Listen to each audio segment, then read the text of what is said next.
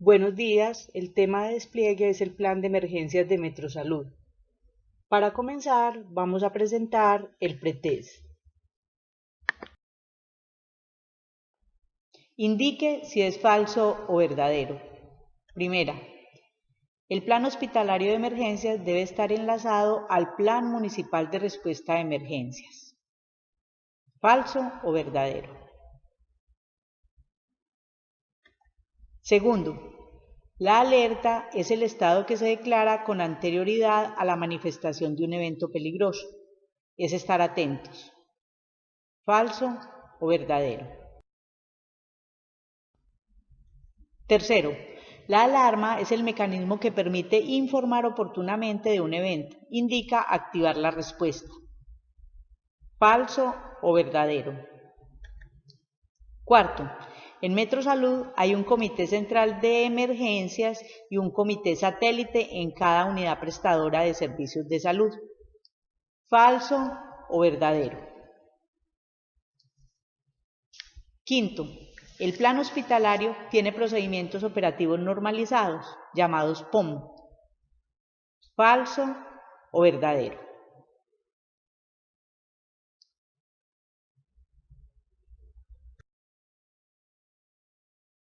El plan de emergencias hace parte de la línea de higiene y seguridad industrial que trabaja la Oficina de Salud Ocupacional. Voy a contextualizarles la importancia del plan de emergencias. Según datos de la Organización Panamericana de la Salud, se calcula que el 77% de los establecimientos sanitarios en la región de las Américas están ubicados en zonas propensas a sufrir desastres. Cada hospital que no pueda funcionar significa que en promedio 200.000 personas no recibirán atención de salud. Entre los años 2000 y 2009, más de 45 millones de personas en las Américas estuvieron sin atención de salud durante meses y años porque los establecimientos de salud fueron dañados por un desastre. Colombia ha tenido afectación por múltiples emergencias y desastres en los cuales los hospitales han puesto a prueba la capacidad de respuesta en la atención a múltiples víctimas. La OPS ha iniciado acciones frente a la promoción y difusión de estrategias orientadas a contar con hospitales seguros antes del desastre y define el hospital seguro como aquel establecimiento de salud cuyos servicios permanecen accesibles y funcionando a su máxima capacidad y en su misma infraestructura inmediatamente después de que ocurre un desastre natural. El hospital y la gestión del riesgo de desastres. En Colombia tenemos directrices claras y reglamentación frente al deber de tener un plan de emergencias en las instituciones de salud. En el año 2011 sale el decreto ley 4107 expedido por el presidente de la República y que indica que el Ministerio de Salud debe formular, adoptar y coordinar las acciones del gobierno nacional en materia de salud en situaciones de emergencia o desastres naturales. A su vez, el Ministerio da la directriz para que las direcciones seccionales y locales de salud y estas a su vez a las IPS, tanto públicas como privadas, determinan cómo se debe de hacer la atención de los pacientes cuando estamos frente a una emergencia o desastre. También tenemos el Plan Nacional de Gestión del Riesgo de Desastres emanado de la Unidad Nacional de Gestión del Riesgo para el año 2015 a 2025, donde involucra al sector salud en la prestación de servicios de salud en situaciones de emergencia y desastres. El plan de emergencias debe estar articulado a los planes comunitarios y al Plan Municipal de Gestión del Riesgo. El Departamento Administrativo de Gestión del Riesgo de Desastres del municipio de Medellín, DAGRED, tiene incluida Metrosalud como la entidad de primera respuesta en salud en el Plan Municipal para la atención de emergencias y desastres.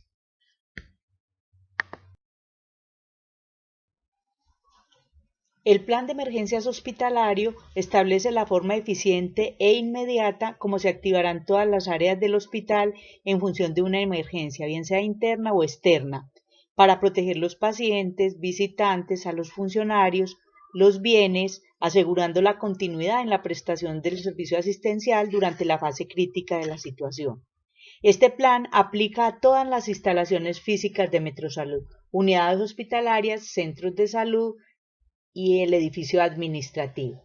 El plan de emergencias tiene a su vez dos planes. El plan de evacuación, que se aplica en situaciones donde es necesario trasladar a las personas que están dentro del hospital de un lugar en emergencia a un sitio más seguro. Y el otro plan es la atención a multitud de lesionados, que se aplica cuando tenemos eventos de ciudad o de municipios cercanos donde hay múltiples víctimas y debemos de tener la acción de atención a multitud de lesionados.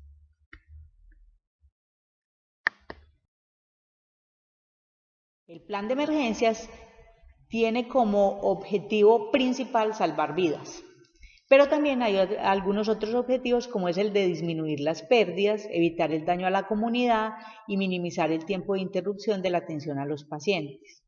Todas las unidades hospitalarias, centros de salud y el edificio administrativo cuentan con un plan de emergencias. ¿Conocen ustedes el plan de su lugar de trabajo? Para poder formular el plan de emergencia se debe realizar una evaluación del riesgo. Esta evaluación se realiza mediante la identificación de las amenazas, la vulnerabilidad y en general los posibles escenarios de afectación que puedan presentarse en el centro asistencial, derivados de situaciones críticas internas o externas, a partir de las cuales se definirán responsabilidades específicas para la preparación, activación del plan y desarrollo de las acciones de respuesta por parte del personal vinculado.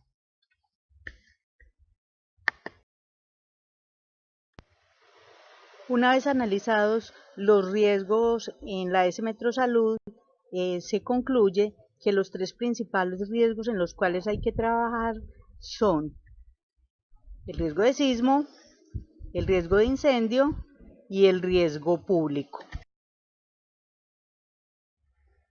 Para optimizar el plan de emergencias debemos contar con una organización donde se tengan definidos roles y responsabilidades.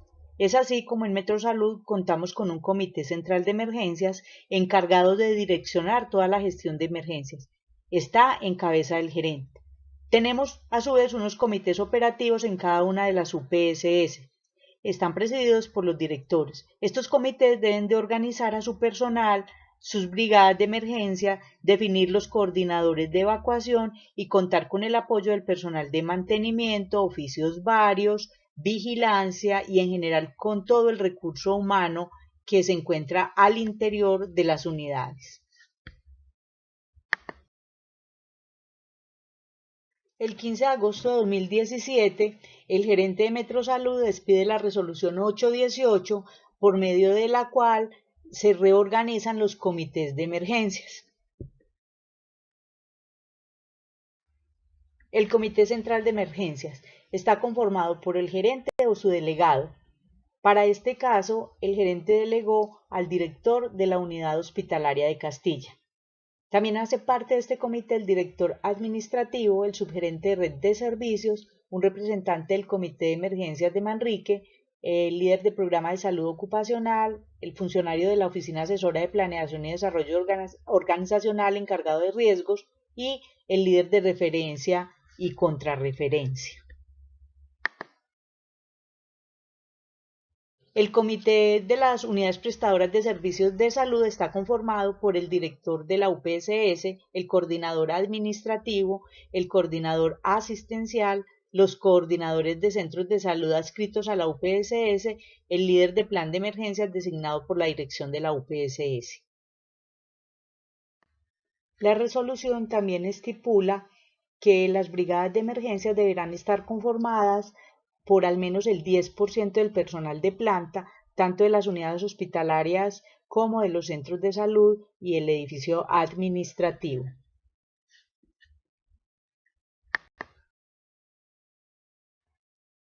En la resolución se contemplan los tiempos para brigadas y líder del plan. Para el líder del plan se asignará un tiempo de 2 horas semanales por cuadro de turno.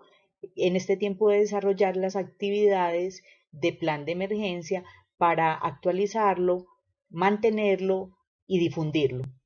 Los integrantes de brigadas se les asignará 4 horas mensuales para el entrenamiento, capacitación y las demás actividades relacionadas con la inspección que ellos deben de hacer.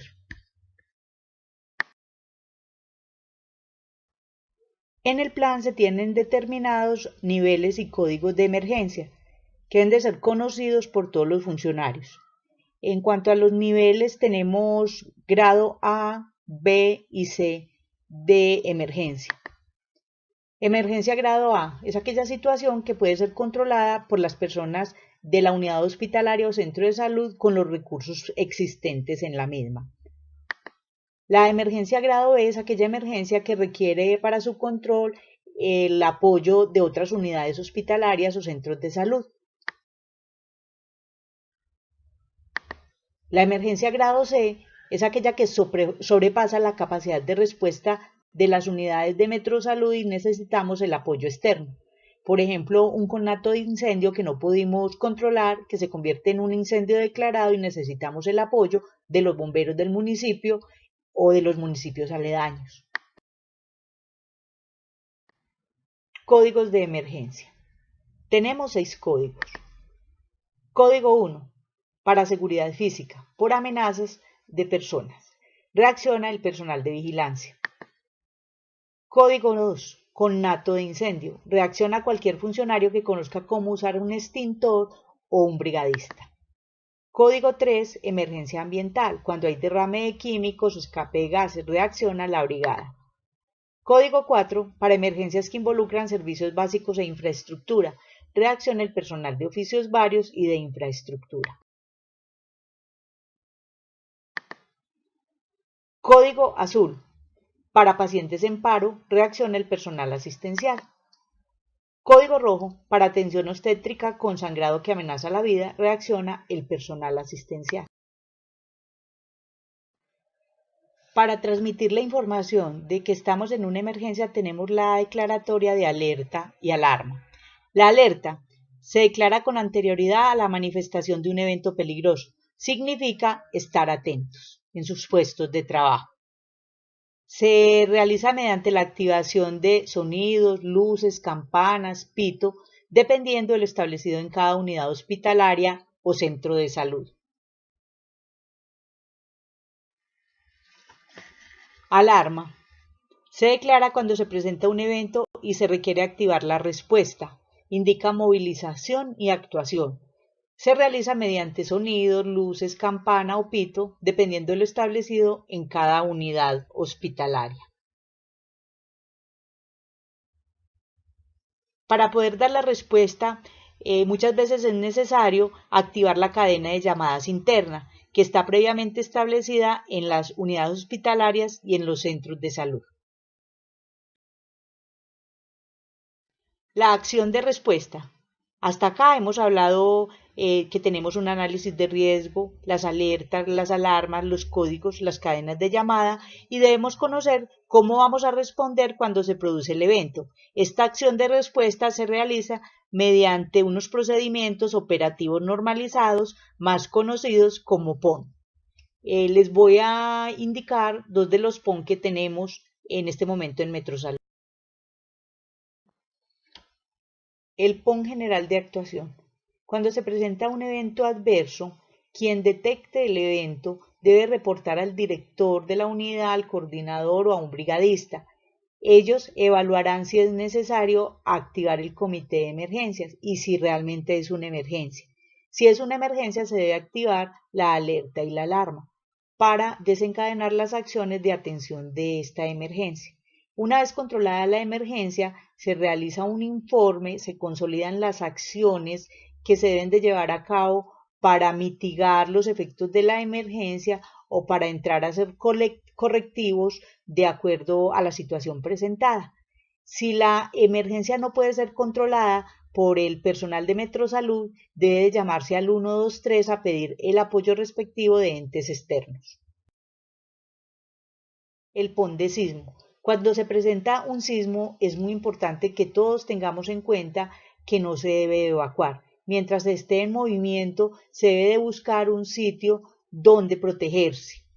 Una vez pasado el movimiento sísmico, deben de estar atentos a las voces de alerta o alarma o al regreso a la normalidad dado desde el comité de emergencias por el director de la unidad o el coordinador de centro de salud. En ese mismo momento, los brigadistas van a estar evaluando la situación si hubo personal que resulte lesionado para su respectiva atención. Si luego del sismo se evalúa que es necesario evacuar la institución, se dará la voz de alerta y alarma y se pasará a realizar una evacuación ordenada hasta el punto de encuentro. Si es necesario, de acuerdo a los daños sufridos, se pedirá el apoyo externo. Siempre se debe hacer evaluación final de la emergencia y plantear el plan de acción para los correctivos o mitigación de los efectos producidos por el desastre o por la emergencia. Hay que tener en cuenta que los hospitales deben de evacuarse como última medida de urgencia, cuando necesitamos salvar vidas en situaciones críticas que tiene el hospital. Rutas de evacuación. Deben de ser conocidas por todos los funcionarios, estudiantes y personal que esté en nuestra institución. Las rutas deben de estar debidamente señalizadas y debe de haber un líder o personal encargado del proceso de evacuación. Tenemos unas tarjetas de funciones para cuando se procede a hacer una evacuación. Estas están previamente diseñadas y nos indican qué debemos de hacer cada uno de los funcionarios de acuerdo a nuestro cargo en caso de tener que realizar una evacuación en las unidades hospitalarias, en los centros de salud o en el edificio administrativo. Hay que tener en cuenta que debemos de tener una priorización de pacientes para la evacuación. Se evacúan en orden, del menos grave al más grave, porque inicialmente los que menos recursos nos van a emplear son aquellos pacientes que pueden desplazarse por sus propios medios. Hay que asignar funciones de apoyo a los pacientes que puedan valerse por sí mismos para que acompañen a otros que no lo puedan realizar. Los acompañantes deberán apoyar la evacuación de su respectivo familiar. En el plan también se tienen incluidos aquellos pacientes con necesidades especiales, pacientes con discapacidad de cualquier tipo, aquellos que requieren equipos especiales o aquellos que requieren algún apoyo psicológico. Dentro de las actividades que también hay que tener en cuenta está la notificación a familiares de aquellos pacientes que por motivos de evacuación del hospital requirieron ser enviados a otros centros hospitalarios. Al evacuar, recuerde mantener la calma ante situación de riesgo, no adoptar actitudes que puedan generar pánico, no correr, hay que caminar rápido y en fila, cerrando a su paso la mayor cantidad de puertas y ventanas, pero sin seguro. Hay que descender siempre. Nunca el recorrido debe ser ascendente, salvo los sótanos que debe de subirse al primer piso. No se deben utilizar ascensores. Hay que respetar las indicaciones del líder de piso.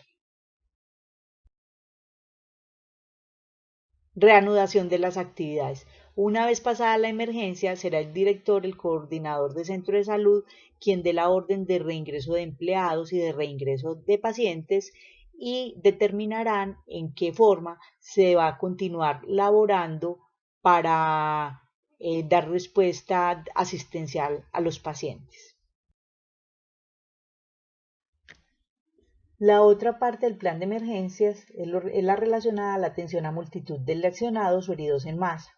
Esta parte del plan hospitalario exige que tengamos unos equipos conformados para la respuesta. Para la atención a multitud de lesionados, desde el DAGRE o la Comisión de Salud tienen establecidas 3 alertas: la alerta verde, la alerta amarilla y la alerta roja. La alerta verde se declara en los casos que de forma preventiva, por causa de eventos externos, se decida que la institución debe estar preparada para atender una emergencia. Caso de eventos públicos como ferias, conciertos, visitas de personajes. En el caso de la visita del Papa, estaremos en alerta verde todas las instituciones de salud de Medellín. La alerta amarilla. Se declara esta alerta cuando es inminente una situación de emergencia y se desea realizar las adecuaciones necesarias y obtener todos los recursos identificados como necesarios para afrontarla. En la Avenida del Papa, la unidad hospitalaria de Belén entrará en alerta amarilla desde el día anterior. Para esto se viene preparando con insumos y personal adicional. La alerta roja se determina cuando hay una emergencia declarada y la institución inicia la atención de la misma. Si es de gran magnitud, se activa la cadena de llamadas y los funcionarios deben presentarse a la institución. Los equipos de trabajo que se deben conformar para la atención de multitud de lesionados estarán organizados de acuerdo a las áreas donde van a ir.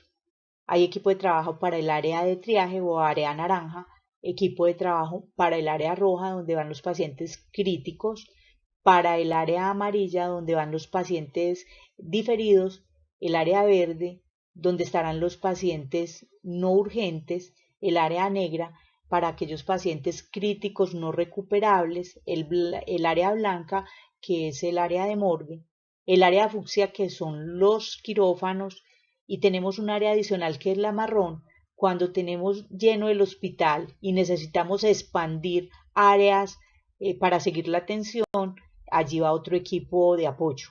Y tenemos el área azul donde va a estar el puesto de mando unificado y toda la parte de información al público. Cuando tenemos multitud de lesionados, también previamente se han realizado unas tarjetas con las funciones de los funcionarios y con la señalización a qué áreas se van a dirigir. La actualización del plan. El plan es una herramienta activa, dinámica. Se debe actualizar mínimo cada año o si se presenta una emergencia donde detectemos que se debe de ajustar. Para aprobar los planes de emergencia existen las simulaciones y simulacros. Por ley debemos de hacer mínimo un simulacro al año. El objetivo es evaluar, ajustar y mirar el conocimiento que tienen las personas del plan de emergencia.